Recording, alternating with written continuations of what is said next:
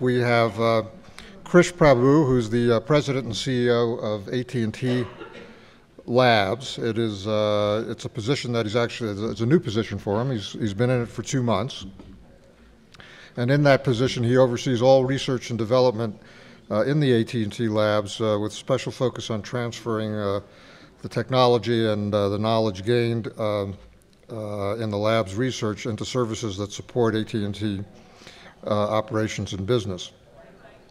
Krish began his career at AT&T Bell Labs and has served as CEO of Tel Labs and Alcatel USA. He was also previously a partner at Morgenthaler Ventures, where he assisted in developing IT and communication startups.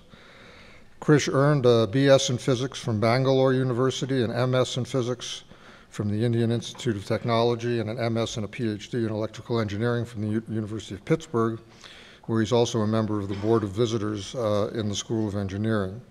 And he is also a life member of the Development Board of the University of Texas at Dallas. So it's a real pleasure to welcome Krish here.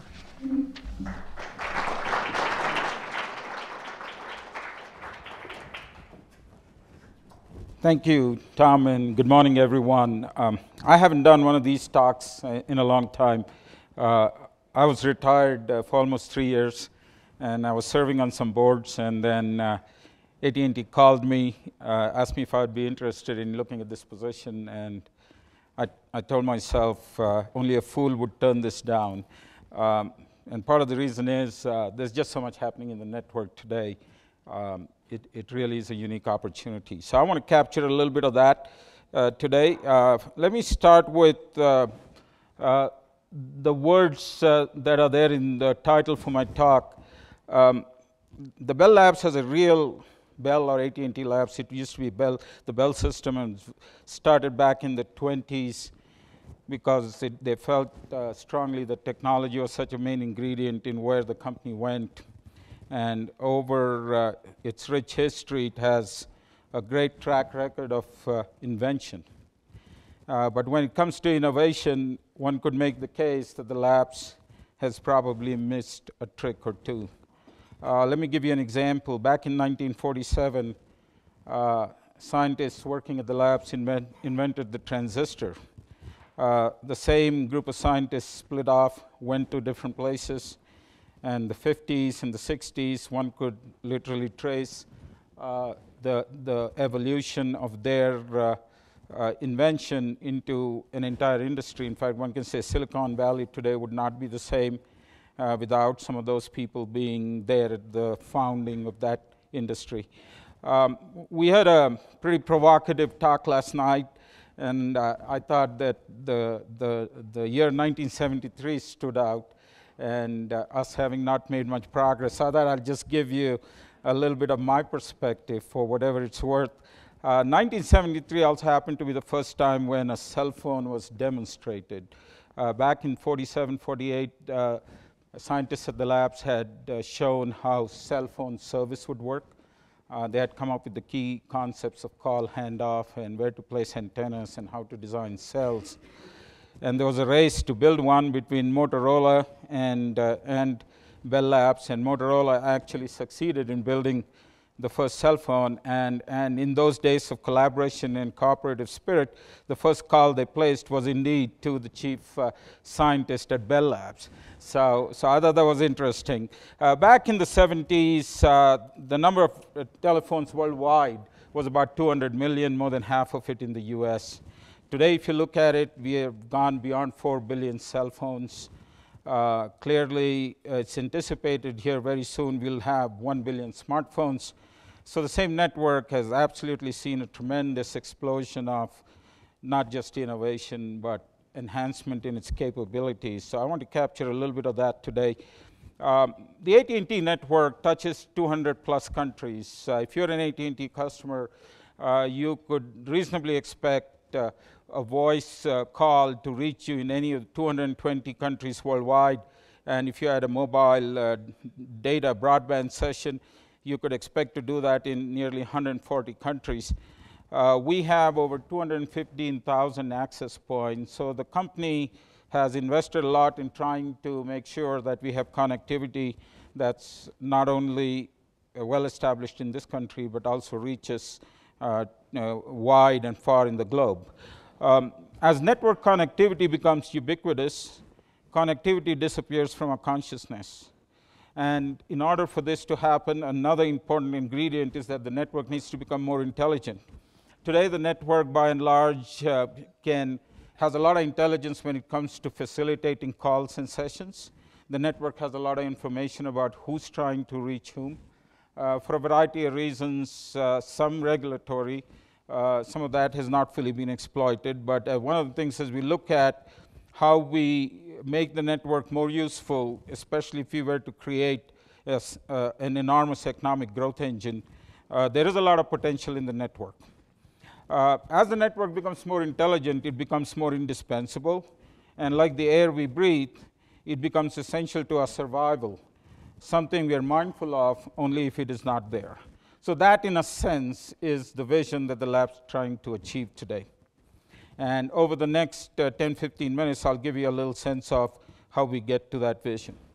Now, let me talk a little bit about the distinction between invention and innovation. I think invention is a one-dimensional problem. By and large, an inventor or scientist continues exploring ways to make something better. But innovation, like all good two-dimensional problems, has an element of uncertainty to it. What you need and when you need, to some extent, is decided not by you, but by the market. And in order to make that happen, it really needs a sense of collaboration. It needs a sense of an openness. And only then can you test whether your invention can really transition into innovation, let alone innovation that can spur tremendous economic growth. So in our vision, not only are we thinking about a network that's open, intelligent, and interoperable, we're also thinking about a network that needs to be application-centric, because predominantly most of the devices touching the network tomorrow will be smartphones, and a smartphone is pretty dumb if you can't use it for an application. So clearly the network has to facilitate not only the connectivity between smartphones, but also the application that a smartphone depends on. So let me talk a little bit about the complexity of the network. At the heart of the problem is the network's complexity, and it is best captured by using an analogy, something like that of a roadway system. So if you look at our network today and the way it has evolved over the last 20, 30 years, every time the traffic grows in the network, we build out a fiber link just to make sure that we are prepared to handle the growth in traffic. Because one thing we've seen in the last 30 years, traffic roughly continues to double every 3 to 5 years. So this is an AT&T global network, and all the links that you see there are fiber links. And there is no doubt, even today, we are pushing fiber out to cell sites, because all the cell sites want to support next generation wireless. That means more traffic coming into the network. As the fiber proliferation continues, it becomes very important for us to control the traffic that goes through major nodes. These are not unlike your traffic lights. So what we do is place routers. And again, these routers, if you look at over the last 3, 4 years, every 4 or 5 years, we have to double the throughput that goes through our routers. The overall throughput in the US backbone network for AT&T is about 2 to 3 terabytes. If you look at the global traffic that we carry, that's 25 petabytes each day. And a petabyte is 1 million gigabytes. So you can imagine, and this is fully expected to grow at least double over the next 5 years.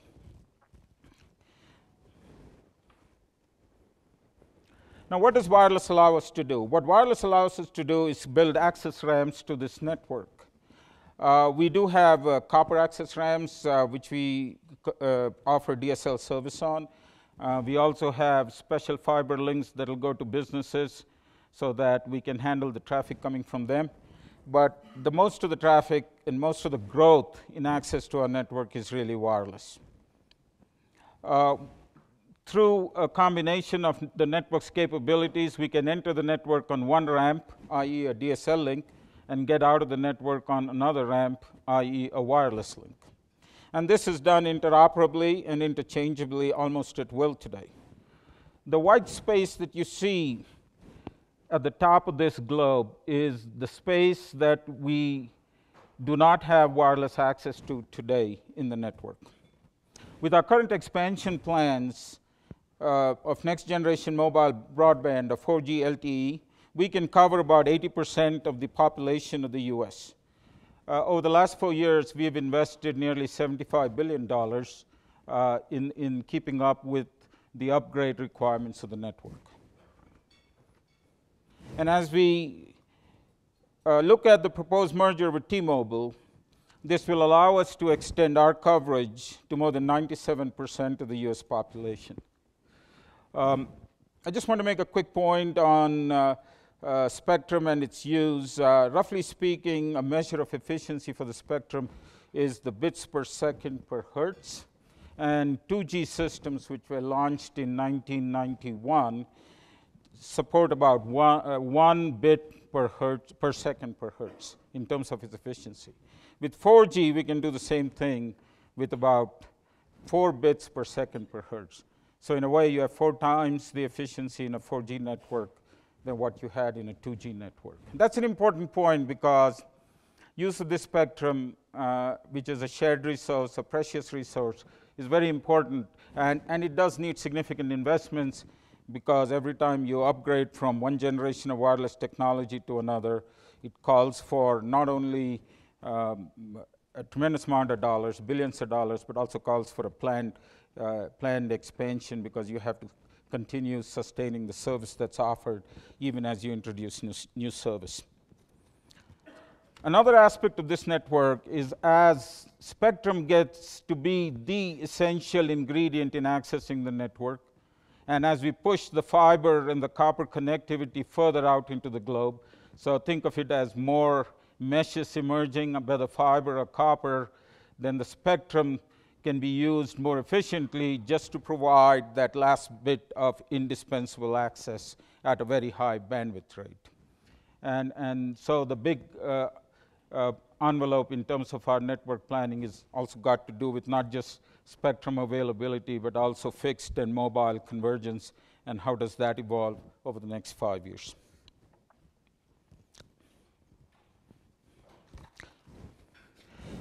So this, in a sense, captures the full power of the network. I gave a little sense of the complexity, but today we have on this network business customers supported by VPN services, virtual private network, almost a cloud-like service that allows a business to create a private network with all its security, but it's virtual. It can be taken down. It's not a real hardwired private network. I talked a lot about the access network earlier when I was describing the network complexity. We have an IPTV infrastructure where we offer full slate of TV services, broadband services on a fixed infrastructure, and the same set of services can be offered directly to your handset. A dimension that adds complexity to our network is the tremendous growth in bandwidth demand. Mobile data traffic grew 8,000% over the past 4 years. And by 2015, we expect that to be 8 to 10 times what it was in 2010.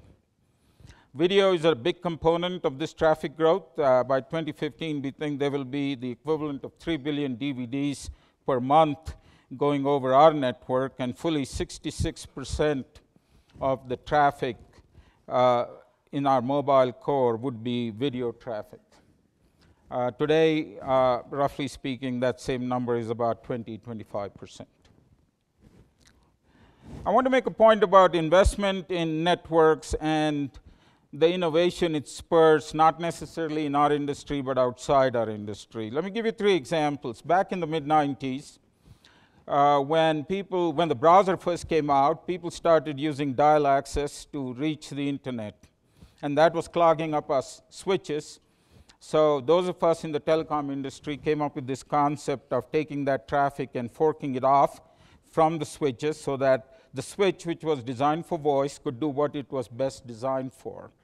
Along the way, we had a technology called DSL, which basically said the copper wire that went to your house could support maybe 10 times to 20 times more, and today we've realized much more speeds going to the house on the same copper wire.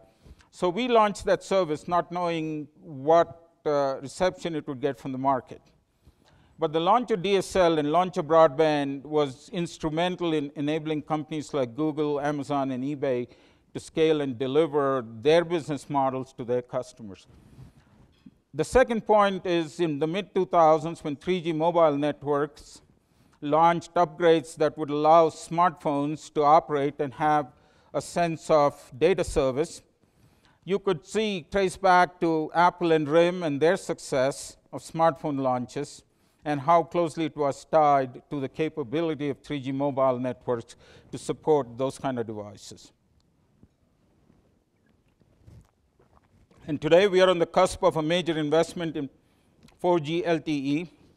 The 4G LTE investment cycle, when combined with cloud computing, in our opinion, will spark another innovation cycle for devices, services, content, and applications that will take full advantage of our network. So let me talk a little bit about that, because I think it's important to understand this before I move into what exactly we are doing specifically. And Tom told me that I had to wrap this up in 20 minutes, otherwise he wouldn't invite me here next year. So I'll go through this quickly, but if you have any questions, we'll come back to it. So not only LTE, but I think a big part of it is the cloud. The network has tremendous capabilities, and to a large extent, one could say that that can be largely virtualized. We've seen what virtualization and cloud enablement does to enterprise networks. Well, a lot of that can be taken to the public network, and that's an important aspect of making this network application-centric. The second aspect of it is to really open that up with APIs. These APIs would allow third-party developers to create application programs that can achieve a specific niche, but very important in fully utilizing the power of the network. So today we have scoped out an ambitious plan which we believe is unparalleled. We have approximately 150 APIs in 13 service categories, and currently we are running at more than 1 billion API calls a month on our network. We fully expect that number to get to 10 billion pretty soon. So as we open the APIs and as we enable the cloud infrastructure, we also have to create a set of tools that would allow third-party developers to be able to use this fully. So I won't go into that, but it's not unlike what other open platforms have done. But the entire intent here is to be able to attract a powerful community of developers who have full access to the entire capabilities of the network. I think this is a very important step, and this is a unique step in the history of AT&T. For the first time in our history, not only have we taken a conscious effort to open up our network, but we are also working to make it very easy for other third-party developers to use our network. We fully believe that this creates a virtuous cycle that will attract new users to the network, new applications, which in turn will expand the population, not unlike what we've seen with social networking sites.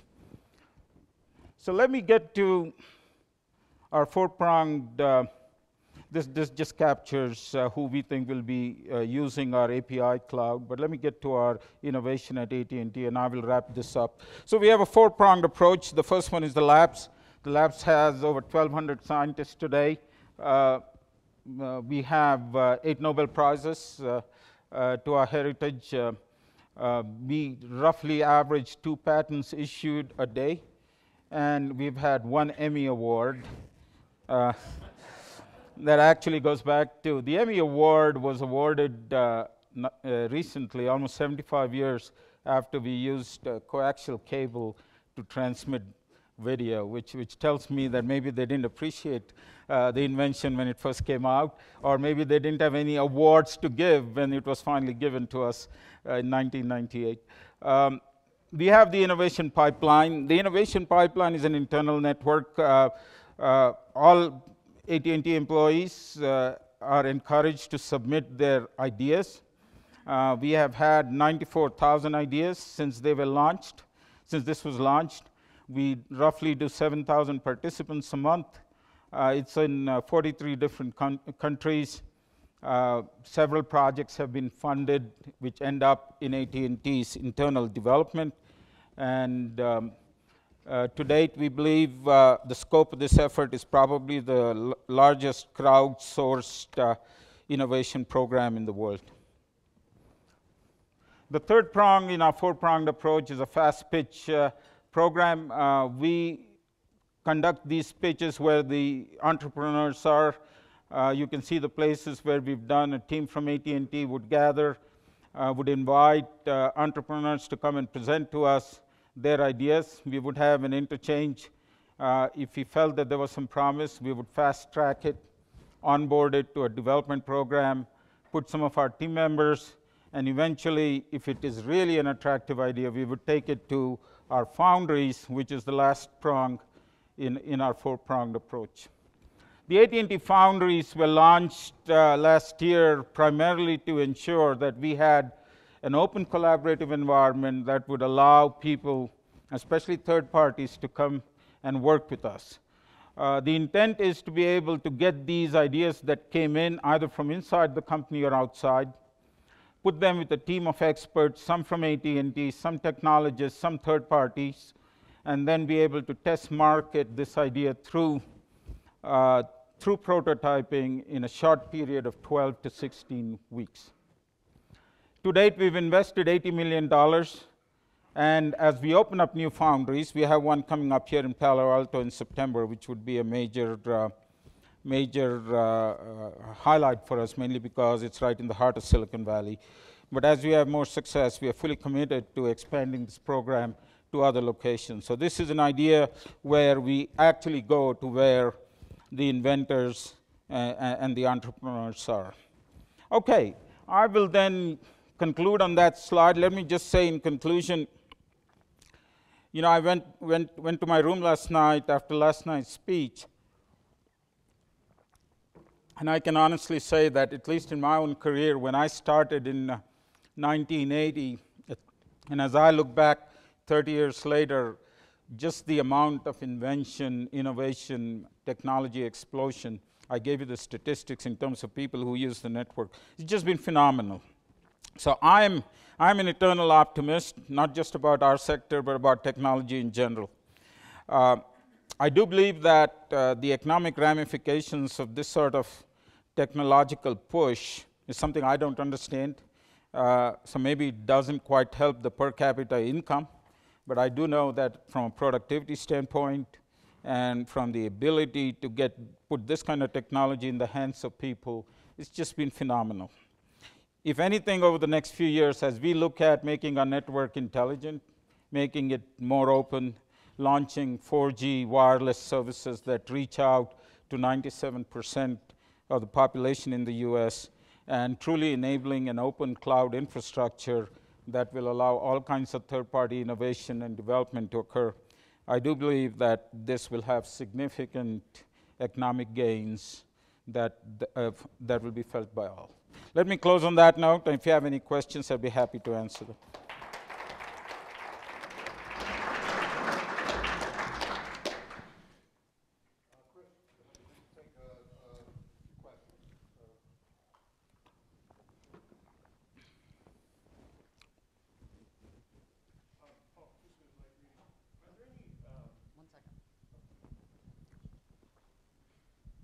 Thanks. Paul Kapuska with Light Reading and SciCut Reports. Krish, are there any companies or entrepreneurs yet involved in the Foundry programs that you guys can talk about?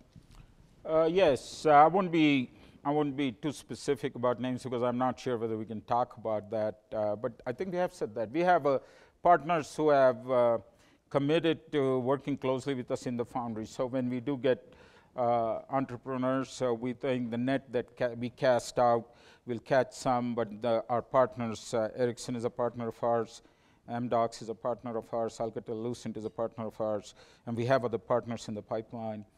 They also can cast out nets, and they can also bring in their third-party entrepreneurs into our network. The big thing that we make it possible in the Foundry is we truly deliver the capabilities of the network. The network is not just about connectivity. It is about lots of databases that record location, presence, even something as simple as DNS has a lot of information that when opened up in an open API environment can be very valuable to a third-party developer. So we really believe, given the reach of our network and its capabilities, we can develop significant advances in verticals such as health, energy management, etc. So we have, it's just about a year now, the Foundry network. Palo Alto is going to be a big location for us. But yeah, the short answer to it is it's open, it's accessible to anybody, and we may have on our website some specifics about some of the successes. Could you say something about how you've dealt? Oh, Evan Quirrell, FCC. Could you say something about how you've dealt with intellectual property issues with this crowdsourced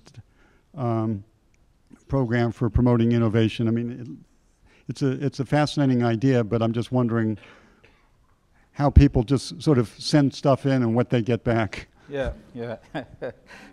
Yeah, no, the intellectual property aspects are not that complex for us because it's an internal crowdsourcing arrangement. So all of them are AT&T employees. So there really is not an intellectual property issue, but we do have a pretty elaborate filter that allows us to take all those ideas and rapidly resolve if those ideas have merit and they move forward. And we do have awards that we give out. So all of this is done to create the fountainhead of ideas to deliver ideas. Now, what I don't know is those that didn't make it, does that create a sense of rejection that probably has its own effects down the road? We're early in the program. I think this is our second year. But to date, we've had nearly 100,000 ideas come in. And quite a few of those have made it into our operations and into our product portfolio. So one last question. Thank you. So do you also, I thought Randy Picker, University of Chicago Law School, I thought the crowdsourcing idea was really interesting, but do you also track the ideas that leave AT&T? So some people must have great ideas and say, boy, I could kick them in. Some people must say, boy, I could walk out. I don't mean it in a trade secret standpoint. I mean it in sort of an alum standpoint. That's a really difficult problem because the reasons why someone walks out are more complex than just the idea. And also, there are certain limitations in what we can do in terms of when a person walks out with certain ideas and what we can't. We have a very active intellectual property program that encourages most of our people to catalog their ideas, and that helps us a lot. But we do have several examples of people leaving AT&T, and as I mentioned back in the late 40s, the entire semiconductor industry probably could have been developed by AT&T. Even cell phones, even though AT&T came up with the idea of cell phones, had several fundamental patents. The Scandinavians, for example, jumped on it fairly quickly, and they developed a market, and they developed a base, 10, 15 million people in 2 countries, Finland and Sweden, essentially created maybe 50% mind share in that industry over the next 2 decades. So it's a very difficult problem to understand what goes out, but hopefully with the new infrastructure that we have about openness, about interoperability, foundries for you to go in. I mean, the Foundry is an excellent example. If someone has an idea in the labs and wants to go test it, we encourage that person to go to the Foundries and work with third parties and try it out. And the Foundries are also funded by venture capitalists. Many of the third parties are venture capital funded companies.